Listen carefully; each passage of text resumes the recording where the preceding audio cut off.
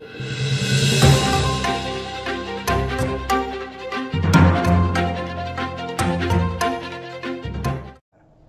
TNT न्यूजमध्ये स्वागत आहे।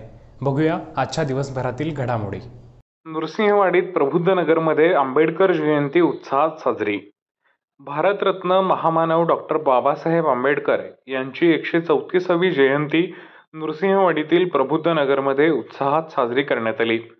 यावेळी बौद्ध समाज बांधव मोठ्या संख्येने उपस्थित होता।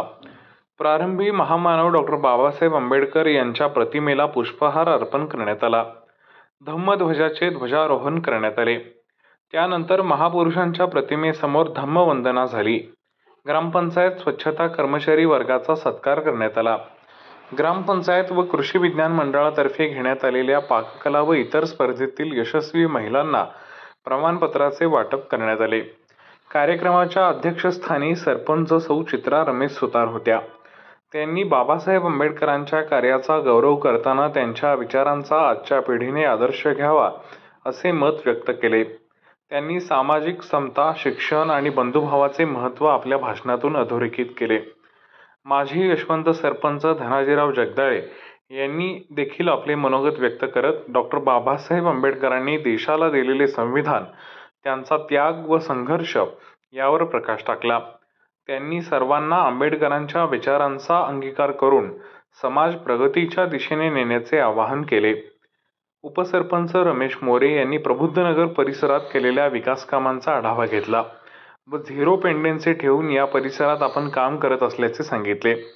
यावेळी ग्रामपंचायत सदस्या विद्या कांबळे, चेतन गवळी, दिगंबर पुजारी, सामाजिक कार्यकर्ते सागर धनवडे, रमेश सुतार, दर्शन वडेर, रमेश खिरुगडे, अनिल केरीपाळे उपस्थित होते। कार्यक्रमाचे नियोजन बजरंग कांबळे, अनिल मानगावे, श्रीनिवास कांबळे, मोहन कांबळे, प्रियांका होवाळे, तनुजा कांबळे, शरयू कांबळे, गणेश कांबळे यांनी केले होते। आपल्या भारताला ज्यांनी संविधान निर्माण करून दिले, त्यांच्या विचारांनी आपला भारत हा खूप स्वतंत्र मनाचा, स्वतंत्र विचारांचा निर्माण झाला आहे। प्रत्येकाला शिक्षणाचे अवलंबन करून घेऊन तसेच भागामध्ये आता तुम्हाला माहिती आहे 9 घरं आपण एका वेळेला मंजूर केली आणि त्यांची कामं चालू आहेत।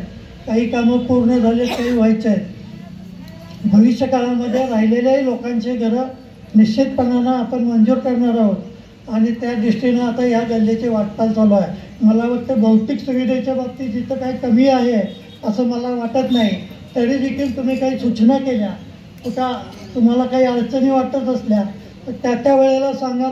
आपल्या परिसरातील घडामोडी पाहण्यासाठी TNT न्यूजला लाईक करा, शेअर करा, सबस्क्राईब करा आणि बेल आयकॉनवर क्लिक करायला विसरू नका।